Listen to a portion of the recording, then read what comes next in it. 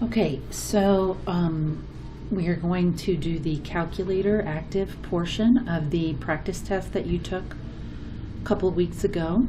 31 questions. It is a lot. If this goes too long, I'll break it up in a couple of videos. Just want to point out that this reference sheet does have area of every major shape that you need. It has your special right triangles that we are working on currently. Pythagorean theorem, circumference of a circle, volume. And as I look at these in this practice test, the only formulas that were used in this section were the volume formula for a sphere,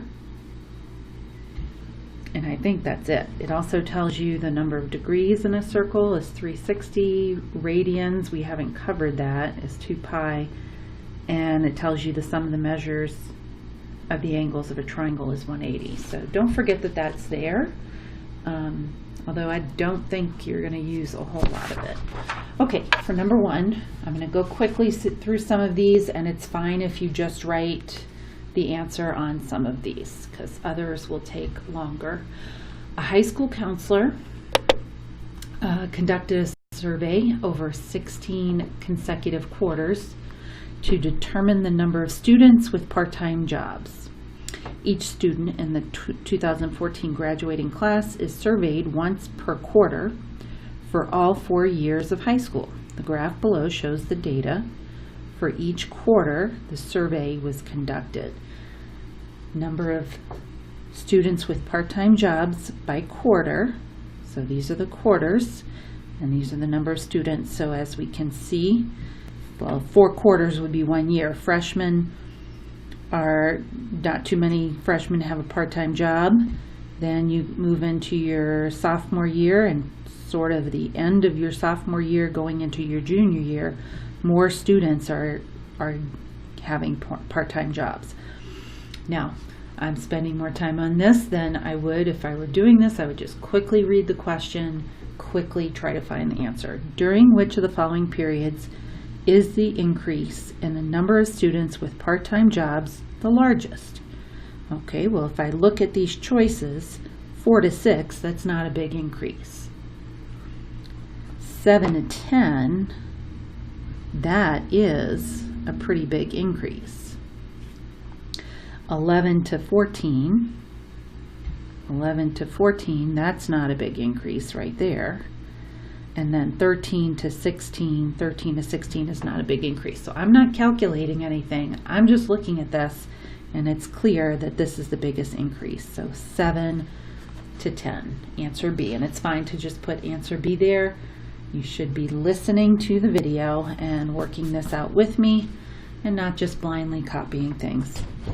Okay, Eli saves money each month to buy a new computer. The total amount he has saved, T, can be calculated by the equation T equals 83 plus 30M. M is the number of months since he started saving.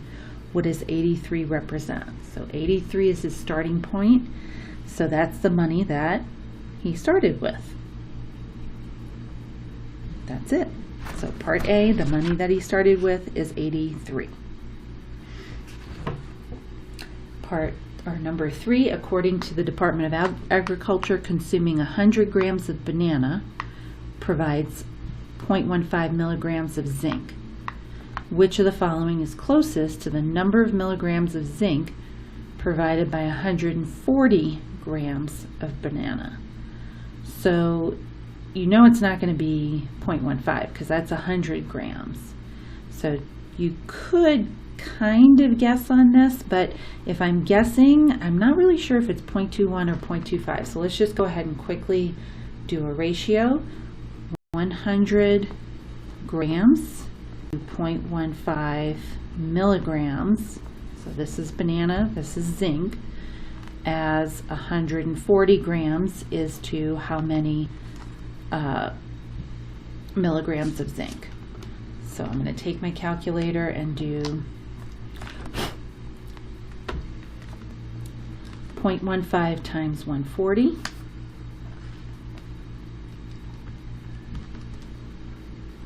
And then I'm going to divide that by 100. And actually, if I'm pressed for time, I know this divided by 100 is going to be 0.21. So in your work that you turn in, let's add this, and then you can put x equals 0.21. You wouldn't be spending a lot of time on these. Okay, when the equation y equals 5x plus p, where p is a constant, is graphed in the xy plane, the line passes through the point -2, 1. What's the value of p?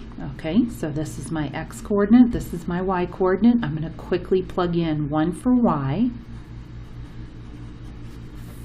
-2 for x, and solve for p. So that's going to give me -10 plus p is 1. Add 10 to both sides, p is 11. That's all you need to show me for this. Okay, for 5 and 6, we have a scatter plot. Number of hits and times at bat by players on a Major League Baseball team. So as the number of, I'm looking at number 5, which of the following statements about the relationship between the number of times at bat and the number of hits is true? As the number of times at bat increases, so as this gets bigger, the number of hits is increasing. So part B. Okay, the number of hits does not remain constant. Constant would be a horizontal line.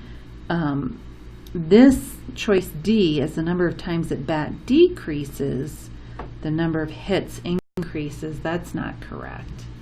So this is just saying what's happening as the number of times at bat increases. So it's choice B. That's fine if you just put 5 and B for this one.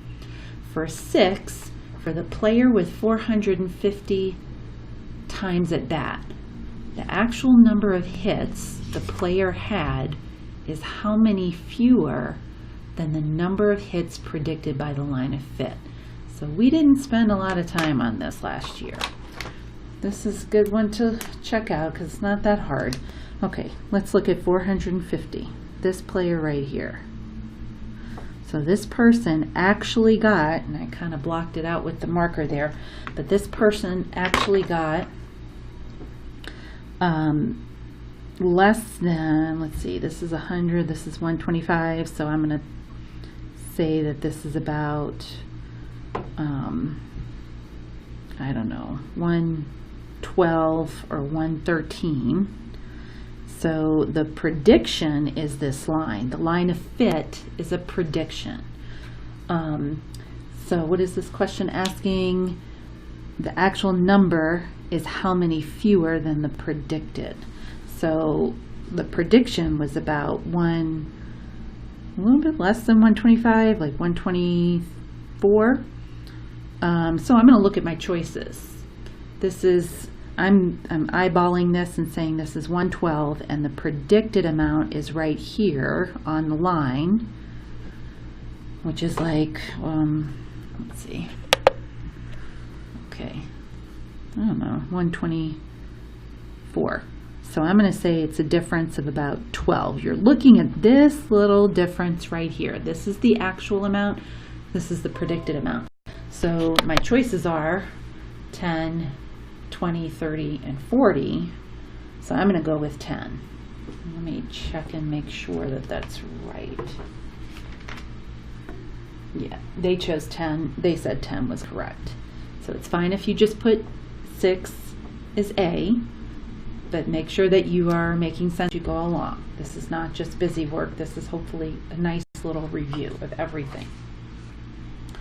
Okay, number 7, an advertisement states that the printing rate of a certain printer is 400 characters per second. According to the convention that one word is 5 characters, what would be the printing rate in words per minute? So this is just, it's called dimensional analysis. You're just converting from one unit to another. So I'm going to start with, let me do this on the notebook paper. 400 characters. And I would encourage you to have a tab open with the actual question so that you're not just watching me do the problem, you're looking back at the question and hopefully putting the pieces of the puzzle together. Okay, so 400 characters per second. And I want to know what's the rate in words per minute. So I'm not just changing to minutes, I've got to change it to words. So if I know that one word is 5 characters, and I wouldn't expect you to write all this out. I'm just doing this to help you understand it. And I know that 1 minute equals 60 seconds. And remember, we want our answer to be words per minute. Then I'm going to change characters to words. Okay, 5 characters is 1 word. If characters is on the top, I'm going to put characters on the bottom because I want those to cancel out. Whenever you divide something by itself, you get 1. So if I put characters on the bottom and words on the top, these will cancel out and I'll be left with words. Well, according to the problem, 1 word is 5 characters. So there's your conversion rate. Okay, that's going to take care of characters and change it to words, but I don't want words per second, I want words per minute.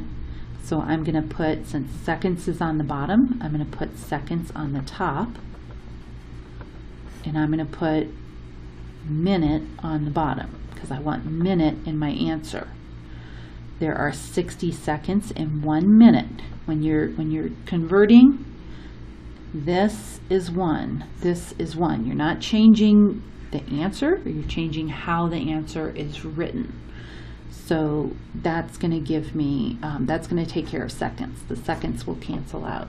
So I'm going to do 400 times 1 times 60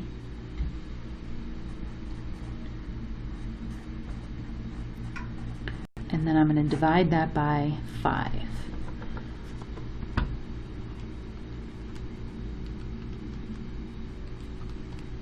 And it's 4,800. So 4,800, and I would like you to write all this out in your answer. This is good review. We haven't looked at this really since last year. Words per minute. Okay, so that would be B. Looking at 8, the table shows the yearly salary in dollars of an employee at a company. Which of the following best describes the type of model that fits the data in the table? Okay, so they're trying to figure out, is this linear or is this exponential? Linear increases by the same amount each unit, and exponential increases by the same percentage. So if you look at the increase from 3,800 to 39,140, that's an increase of 1,000. Let me write it right here. 1,940. If you add, or if you just do 40,314 minus 39,140, you don't get this. So it's not linear. It's not increasing by the same amount. Now, I wouldn't expect you to take much time to figure that out. You could probably see that it's not increasing by the same amount, but if you couldn't, that's what you would do. Just see what it's increasing by. So we know it's not A, we know it's not B. Is it increasing 3% per year or 9% per year? So remember when we did exponential equations last year, we did new divided by old. So I'm going to do 39,140 divided by the previous amount, 38,000, 1.03, it's increasing by 3% each year. 1.03 would be the multiplier.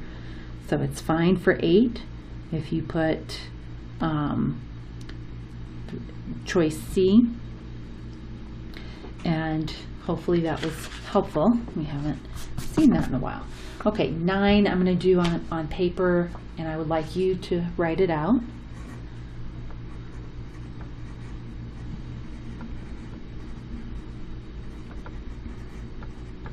Okay, this is minus, and then all of this is in parentheses. So I am going to flip the sign of everything in parentheses. I'm going to change negative x squared y to plus x squared y, positive 3xy squared to negative 3xy squared, and then negative 3y squared to positive 3y squared. Then I'm just going to combine like terms. I've got x squared y here, and I've got x squared y here. So that's going to be 2x squared y. I have a negative 3y squared and a positive 3y squared. Those are going to just cancel each other out.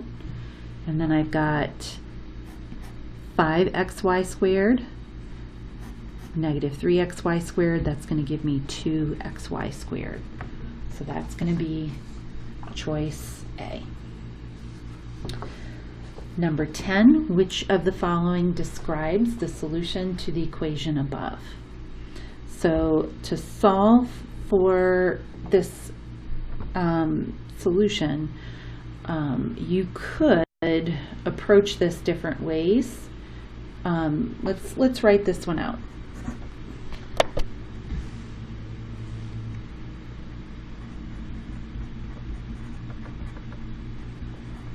Now, if you have a different way of doing this, you don't have to do it exactly like me. So I'm going to go ahead and distribute here. So that's going to give me 7 times 1/2 is 7 halves. X, 7 times negative 7 would be negative 49. Now looking at this, there's a lot of different routes you could take. One possibility is to say I'm going to combine like terms right here. 4x minus 1/2 x is 3.5x. Okay, and 3.5x minus 7, that means that I've got 3.5x here, 7 over 2, that's 3.5x. So guess what? These two lines are parallel lines. One is going through negative 7 on the y-axis, one's going through negative 49. These are never going to intersect. They're going to look like that. These are parallel lines,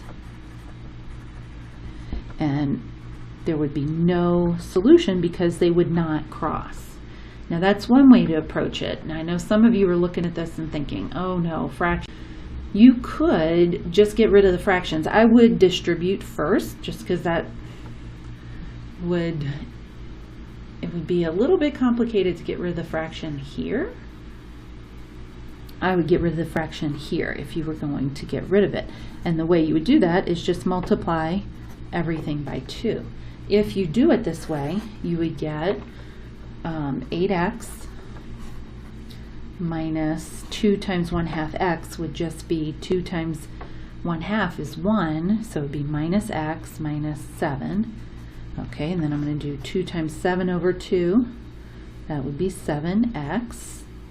Remember, because if you do 7 over 2 times 2 over 1, those 2's are going to cancel out, or that would give you 14 over 2, which would just give you 7. So 7x minus 2 times 49 would be 98. Then you would see, oh, 8x minus 1x is 7x. So 7x minus 7 and 7x minus 98, you would wind up with the same situation. If you tried to solve for x, you would get negative 7 equals negative 98, which is not going to happen. There's no number that you could plug in for x in any of these versions and get a solution.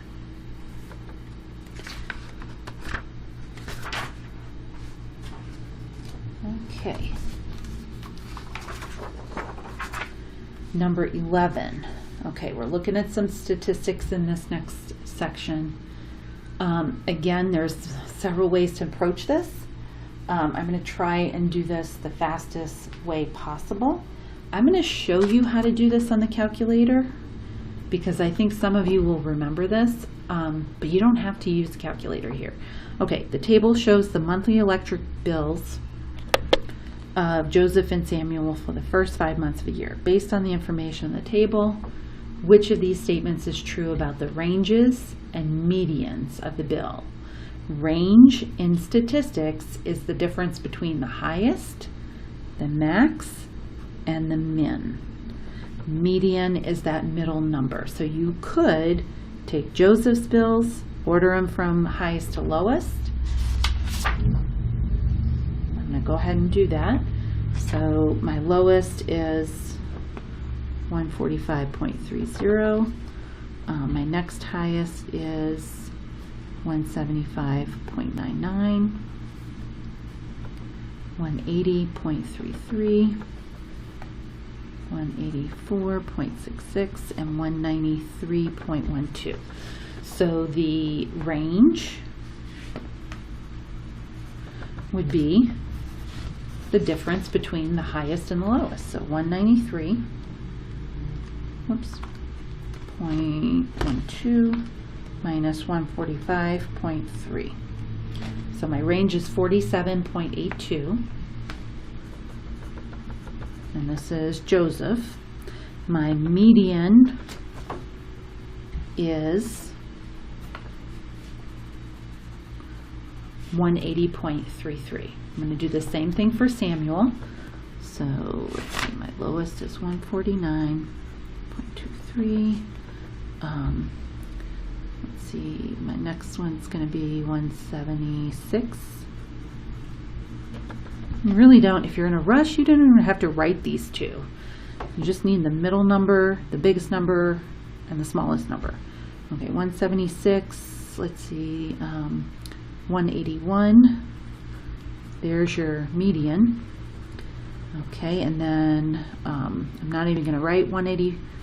Let's just put 185 something and some change, and then 188.99. So my range is going to be 188.99 minus 149.23. 36 is the range. And my median is 181.27. So the question asks what's true about the range and the median. This says both the range and the median of Joseph are less than the range and median of Samuel.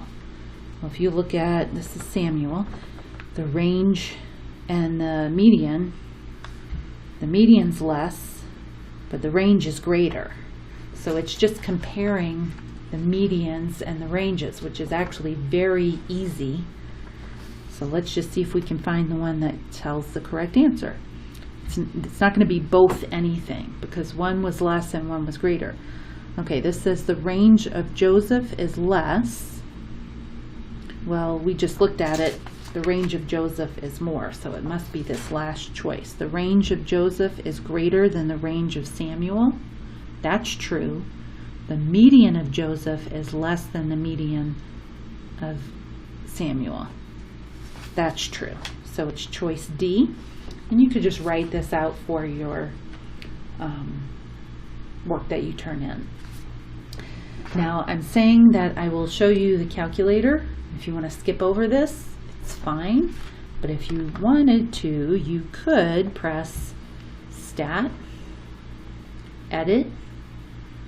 Now I'm going to clear this out. To clear it out, I have to go back to the home screen. So this might be too much for you, but if you wanted to, you could do clear list, clear out whatever's in there. Whoops. Clear list, I want L1.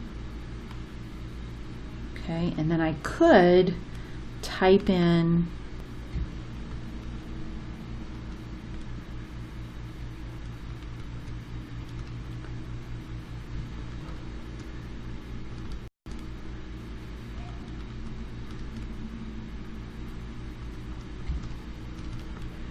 could type in all of the values and then go to the home screen and do stat, calculate one variable statistics on an Inspire. I think this is under menu.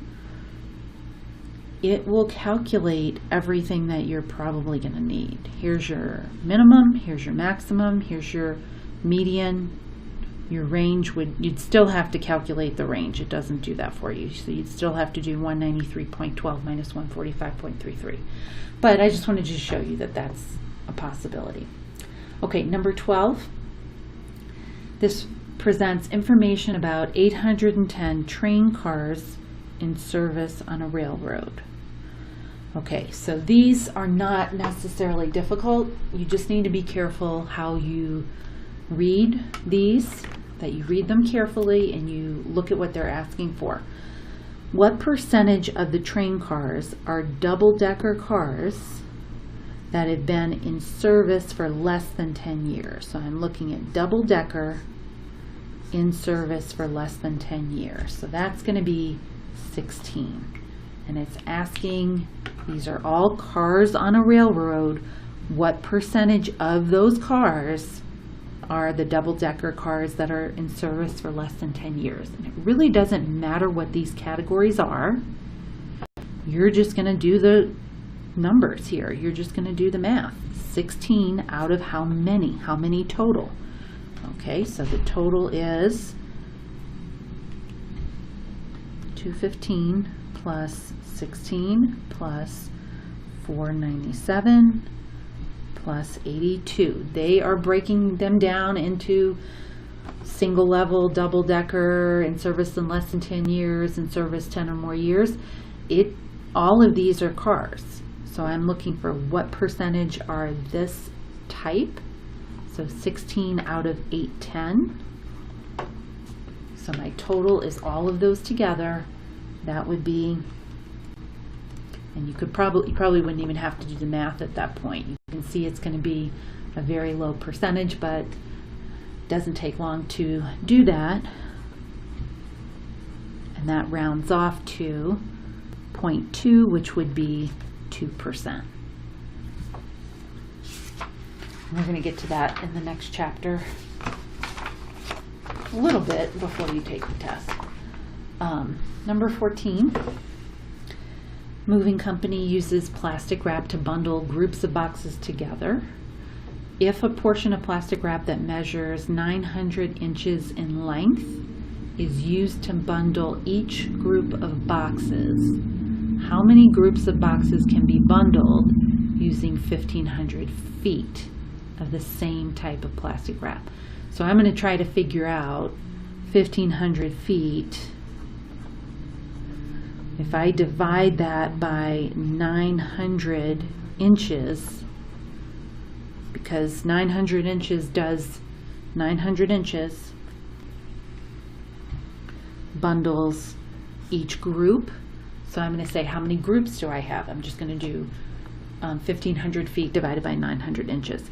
But that's not going to help me to do it feet divided by inches. So I'm going to say, how many inches are in 1,500 feet?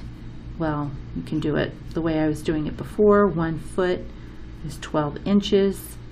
Or you might just know, okay, I'm going to do 1,500 times 12.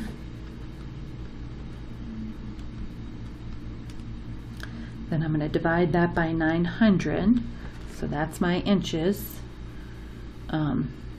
18,000 divided by 900, and I'm kind of skipping over every little detail here because it's just a matter of saying, okay, if 900 inches is one group, then 18,000 inches would be this many groups, 20 groups. Okay, so you're doing 18,000 divided by 900 is 20. Number 14, table shows the number of calories in a cheeseburger at 6 different restaurants.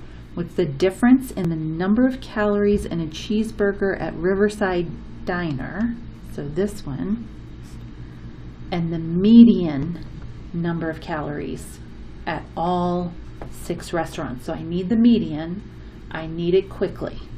I'm going to quickly reorder these so that I can get the median. So 700 is my lowest, then it's 740. Let's see, 810. Okay, there's my median. I'm not going to worry about the rest. So I want to know the difference between this amount and this amount. I'm just going to subtract them. So 1120 minus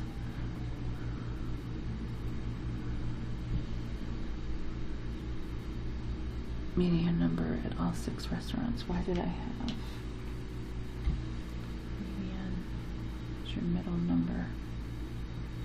I think I did something wrong. Hold on. Okay, I'm going too fast. Let me slow down a little bit. There's 6 numbers here. There's an even number of numbers. So actually my median is not 810. Let's see, what would be my next number? 900. And then it would be these 2 numbers. So actually the median is the middle of 810 and 900. So you could use the calculator like I was showing you before, or you could just find the average of 810 and 900. So you would do that by adding 1 plus 900 and then divided by 2. Okay, so the median is actually 855, not 810.